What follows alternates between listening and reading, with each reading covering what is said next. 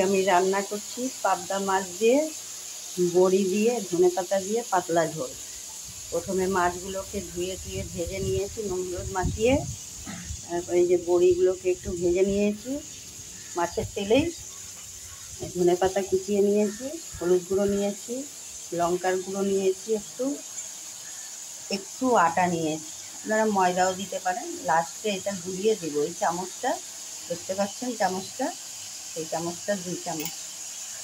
আর নুন নিয়েছি, আর কালো জিরা ফোড়ন দিব, আর আলু আর শিম সবজি তেলের মধ্যে, ওই মাছের তেলেতেই কালো জিরা ফোড়ন দিয়ে আলু আর শিমগুলো দিয়ে দিয়েছি। আলু শিমগুলো ভাজা হলে তারপরে এই লঙ্কার গুঁড়ো আর হলুদ গুঁড়ো কষিয়ে তারপরে ঝোল দিয়ে দেব। এই দেখুন আলু আর শিমগুলো ভাজা হয়ে গেছে। এর মধ্যে আমি একেতে সব লঙ্কার গুঁড়ো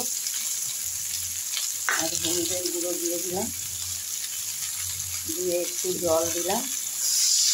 জল দিয়ে একটু আবার কষাবো। কষালে পরে কষিয়ে তারপর আমি ঝোল দেবো। পাতলা ঝোল, সবাই খেতে পারে, বাচ্চাদের খাওয়াতে পারবেন।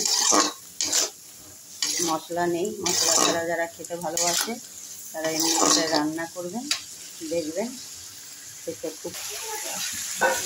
এই দেখুন আমার মশলাটা কষানো হয়ে গেছে। এবার আমি এর মধ্যে জল দিচ্ছি। যা যেরকম ঝোলের দরকার সেই পরিমাণে ঝোল দিবে। এই যে ঝোল দিয়ে দিচ্ছি। ঝোলটা ফুটে উঠলে এরপরে ধনেপাতা দেবো এর মধ্যে, তারপরে মাছ ছাড়বো, ধনেপাতা দিব। দেখুন ঝোলটা ফুটে উঠেছে। আমি এর মধ্যে হাফটা ধনেপাতা এর মধ্যে দিয়ে দিয়েছিলাম, ঝোলের সাথে সাথে হাফটা ধনেপাতা দিয়ে দিয়েছিলাম যাতে সেলটা ভালো হয়। পরে আবার হাফটা দেবো। এরপরে মাছটা দিয়ে দিচ্ছি। দেখুন মাছগুলো দিয়ে দিচ্ছি।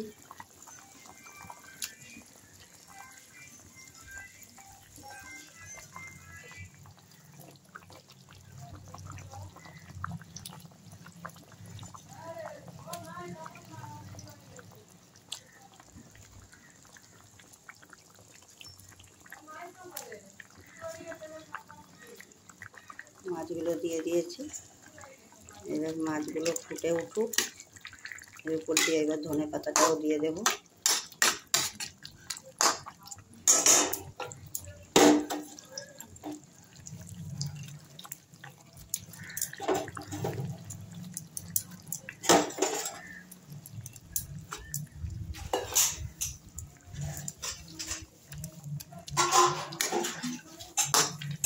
দিয়ে দিয়েছি। এরপরে ওই যে আটাটা দিচ্ছিলাম, আটাটা একটু জল দিয়ে গুলিয়ে এর উপর দিয়ে দিলাম। বড়িগুলো দিয়ে দিচ্ছি এর উপর দিয়ে। এবার ফুটে উঠলে একটু ফুটুক, আটাটা দেওয়া হয়েছে তো, একটু না ফুটলে আবার কাঁচা গন্ধ ছাড়বে। এই জন্য এটা ফুটে উঠলে দেখুন ঝোলটা কেমন করে ফুটছে। এবার আমি নামাবো। দেখুন আমার এই মাছের ঝোলটা হয়ে গেছে। লুকটা দেখুন।